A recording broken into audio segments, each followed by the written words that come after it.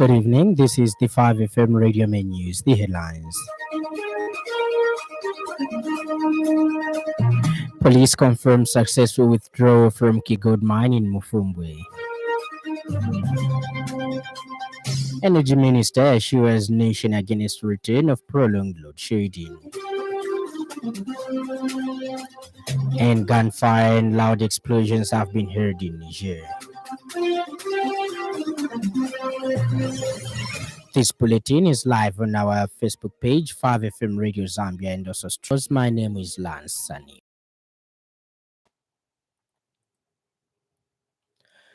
President Hakainde Hichilema says Zambia has made significant economic progress and committed to democratic governance and international cooperation.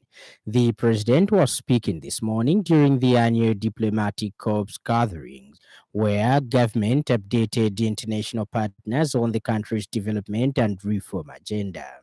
President Hichilema said when his administration took office in 2021, Zambia was in debt default but has since completed its International Monetary Fund program and restructured a large portion of the country's debt.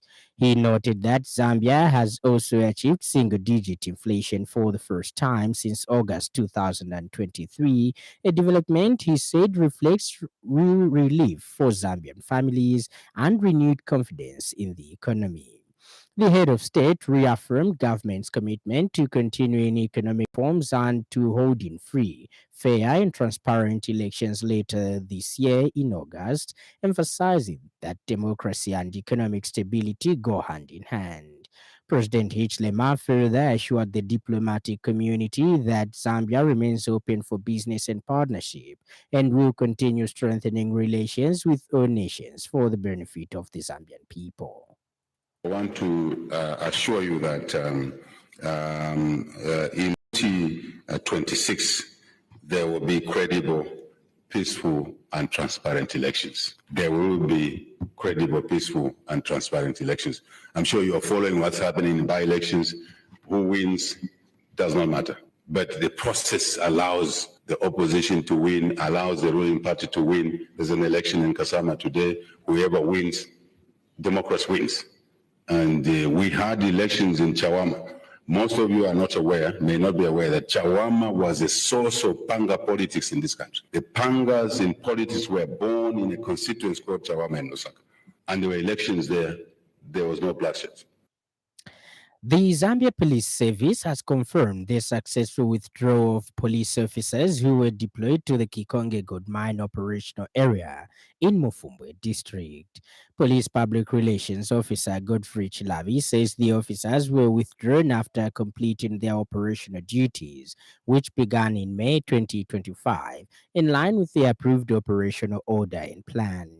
Mr. Chilavi explains that during the withdrawal process, officers experienced temporary mobility challenges caused by flooding of the Musonwenji River and the surrounding swampy terrain. Mr. Chilavi says the flooding rendered access roads impossible to motor vehicles, briefly cutting off the officers from the main road network. He says to ensure their safe movement, the Zambia Air Force was engaged to provide aerial support, adding that the officers were airlifted across the flooded area, allowing them to safely reconnect with the M8 road network.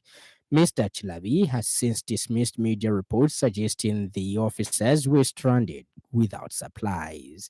He clarified that all deployed officers had adequate rations and essential operational supplies throughout the period.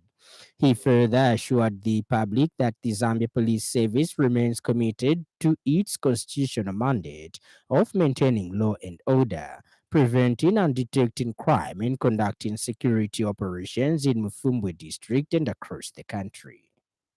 During the withdrawal, officers faced temporary mobility challenges due to flooding of the Musonwenji River and the surrounding swampy terrain, which made access roads impassable to motor vehicles. As a result, the officers were briefly unable to connect to the main road network. To ensure safe movement, the Zambia Air Force was engaged to provide aerial support to transport the officers across the flooded area. This support enabled them to safely cross and reconnect with the M8 road network.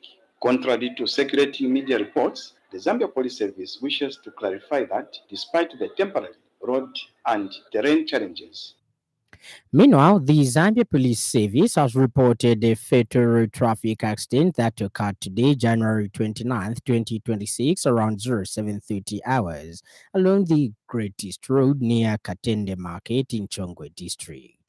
Police Public Relations Officer Godfrey Chilavi says a Toyota Auris lost control due to excessive speed and collided head-on with an oncoming Sino Howo truck and trailer.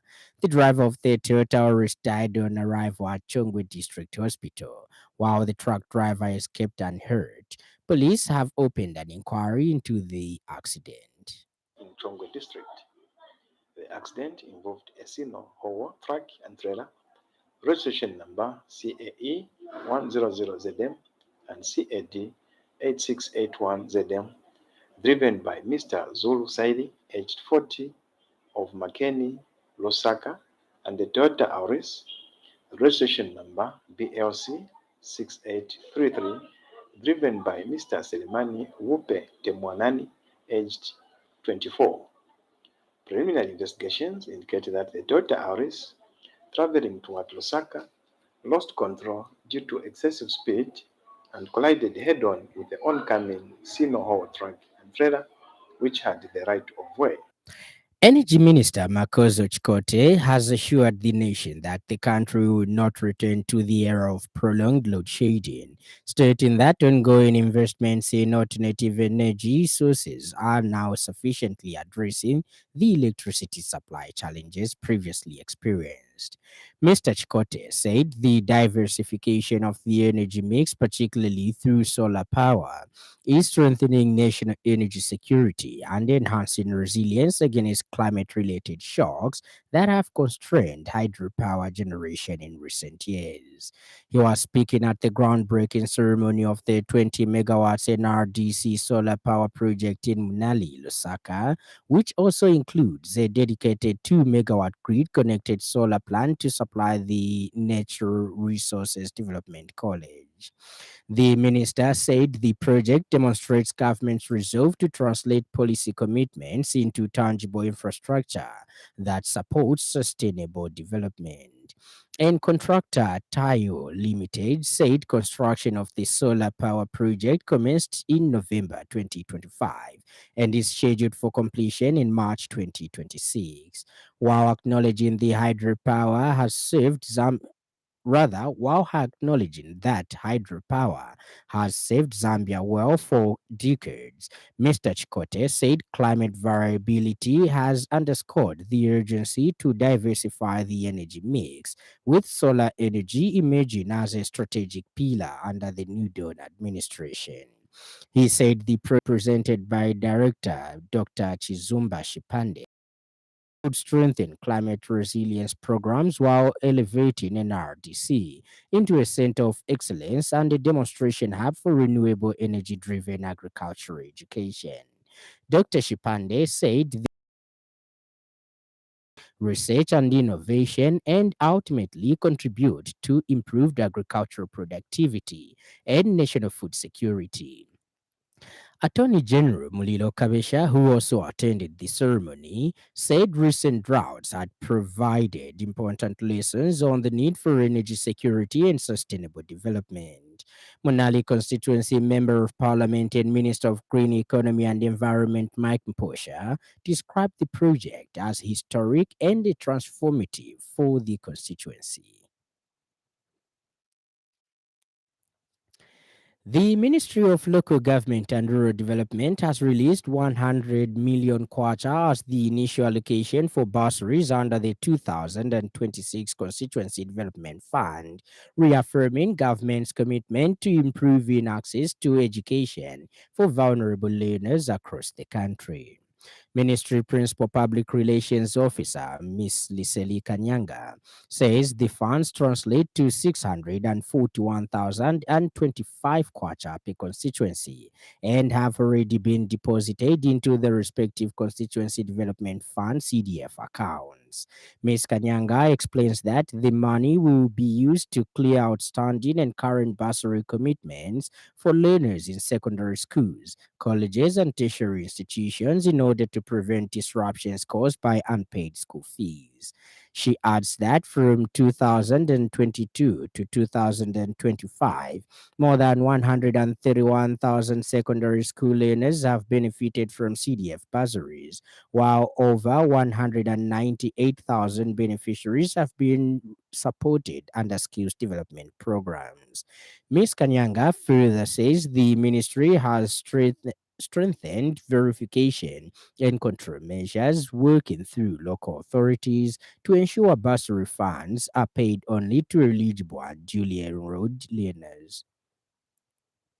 And in other news trending this evening,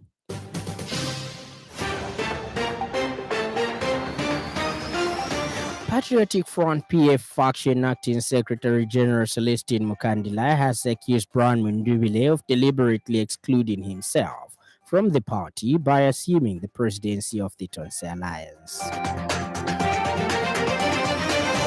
The Anglican Church has reaffirmed its commitment to protecting children, women, and vulnerable persons, with Archbishop Albert Chama calling on the church at all levels to become a truly safe church.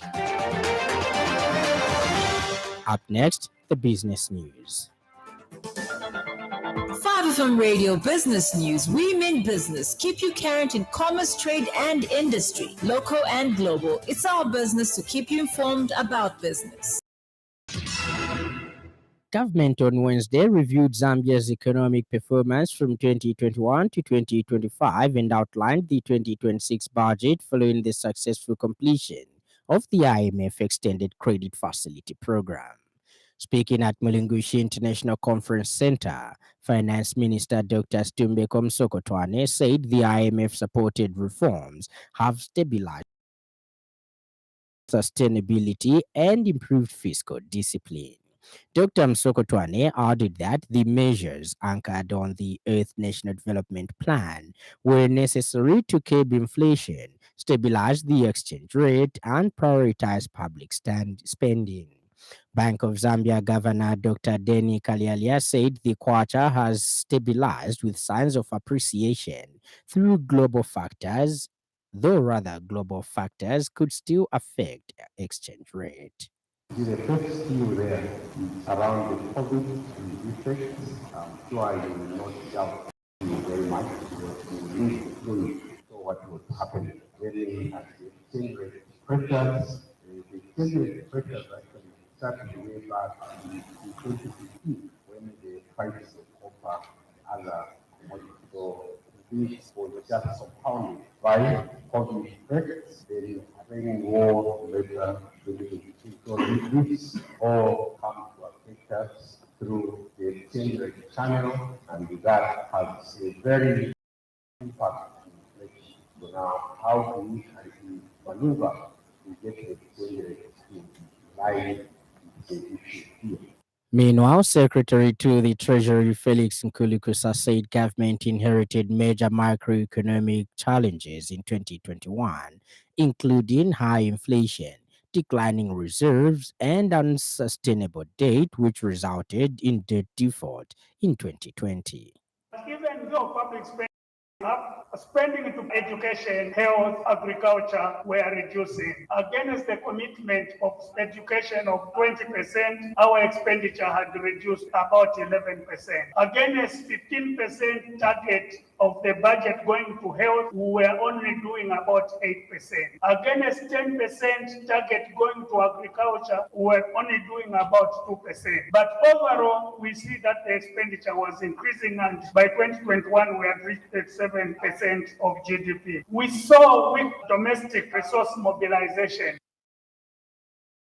News and in news from across our borders, sustained heavy gunfire and loud explosions have been heard in Niger, near the international airport outside the capital, Niamey. Multiple eyewitnesses' accounts and videos showed air defense systems apparently engaging unidentified projectiles in the early hours of Thursday. The situation later calmed down, reports say, with an official reportedly saying that the situation was now under control without elaborating. It is not clear what caused the blast or if there were any casualties. And in sports news, the Football Association of Zambia FAS has announced the formation of a 44-member ad hoc committee mandated to oversee the drafting of the institution's strategic plan. First General Secretary Machacha Shipande says the document will steer Zambian football towards modern, efficient, and accountable administration anchored on global best practices.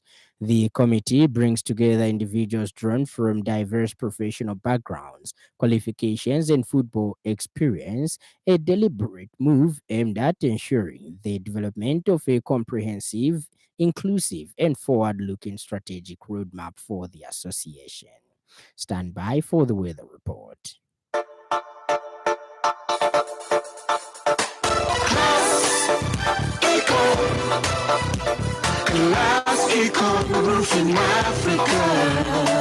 Class Econ Roofing, plot 17100 off Katanga Road, 150 meters from Mumbwa Road, Chinika Industrial Area, Lusaka. Class Econ Roofing.